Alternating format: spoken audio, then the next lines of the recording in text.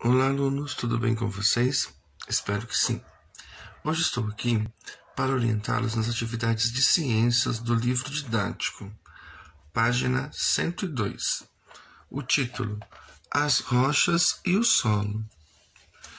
Os continentes e as ilhas se formam sobre as rochas.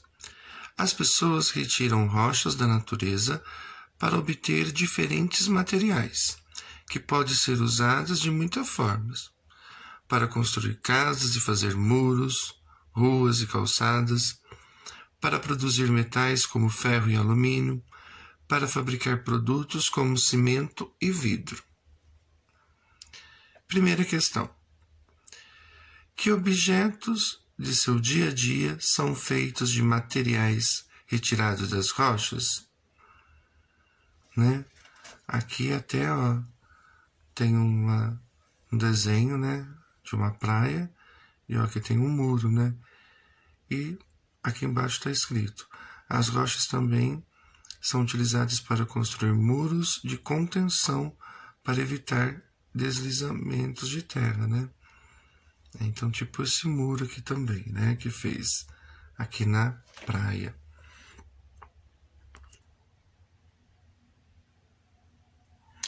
Aqui, continuando, podemos encontrar rochas em muitos lugares. Rochas grandes formam montanhas e morros. Fragmentos pequenos de rocha formam a areia e o cascalho dos rios, por exemplo. As rochas são formadas por diversos tipos de minerais.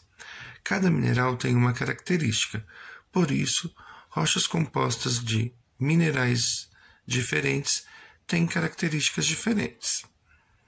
O granito é uma rocha formada por 3 minerais diferentes. O granito é esse desenho aqui. A pirita é um mineral com brilho metálico. O quartzo é uma rocha formada por um único mineral. O diamante é o mineral natural mais duro que existe. A extração de rochas e minerais da natureza é chamada de mineração. Página 103. Formação do solo. As rochas muitas vezes são cobertas por uma mistura de restos de seres vivos, fragmentos de rochas, ar e água. Essa mistura é o que chamamos de solo. Os solos levam muitos anos para se formar e estão sempre mudando. Existem muitos tipos de solo e cada um apresenta características próprias.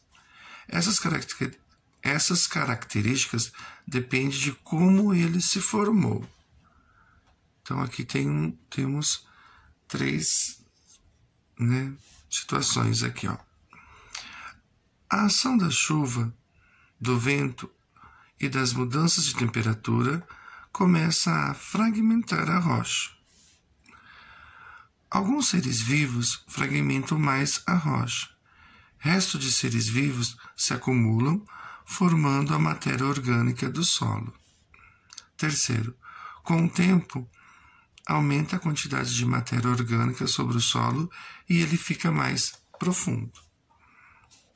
Observe aí as 3 situações. Os elementos dessa imagem não estão na mesma proporção. Cores, fantasia. Segundo exercício. Observe a foto e responda a questão. Como as plantas conseguem se manter sobre a rocha se elas precisam do solo? Então, vocês, analisarem esse desenho aqui do lado, Pedra da Galina, Choca, no município de Quixadá, Ceará. Essa foto foi tirada em 2011. Agora, página 104. A importância do solo. O solo é muito importante para os seres humanos. Nele, o ser humano cultiva alimentos, cria animais e constrói moradias. É também do solo que são retirados minerais. Algumas técnicas de agricultura usam fertilizantes químicos e agrotóxicos para aumentar a produtividade. Quando não são usadas de maneira adequada, essas substâncias podem contaminar o solo e prejudicar os seres que vivem naquele ambiente. Glossário: fertilizantes químicos, produtos industrializados que favorecem o desenvolvimento de plantas. Agrotóxico: produtos industrializados usados para combater plantas ou animais indesejados em uma plantação. O solo é essencial para o cultivo de alimentos. Sistema agroflorestal de cultivo de plantas alimentares no município de Pindamonhangaba, São Paulo, 2016. Essa figura aqui, né? E aqui, ó, a argila do solo pode ser utilizada na composição de paredes, telhas e tijolos. Na fotografia, casa com paredes feitas utilizando argila e cascalho, por meio de uma técnica denominada taipa de pilão. Essa figura aqui ao lado.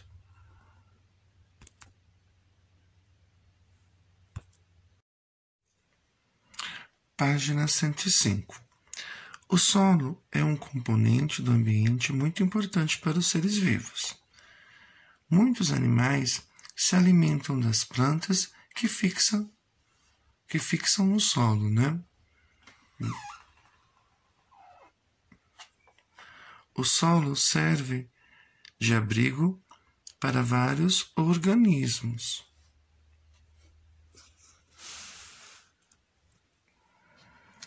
Muitos organismos do solo são tão pequenos que não conseguimos enxergá-los, né? Como vocês estão vendo aí na figura. Os elementos dessas imagens não são na mesma proporção, cores fantasia. Terceiro exercício. O solo geralmente apresenta algumas camadas. A camada mais superficial contém mais matéria orgânica. Por que isso acontece? Página 106, né? Então aqui eu vou ler a título de curiosidade. A passagem da água através do solo. Uma característica importante dos solos é a facilidade com que a água passa através deles. Será que a água atravessa diferentes tipos de solo com a mesma facilidade? Para investigar essa questão, é necessário entender um pouco a composição do solo. Partículas do solo. Quando se observa o solo bem de perto, é possível perceber que ele apresenta partículas de rochas de diversos tamanhos. De acordo com o tamanho, as partículas são chamadas de argila.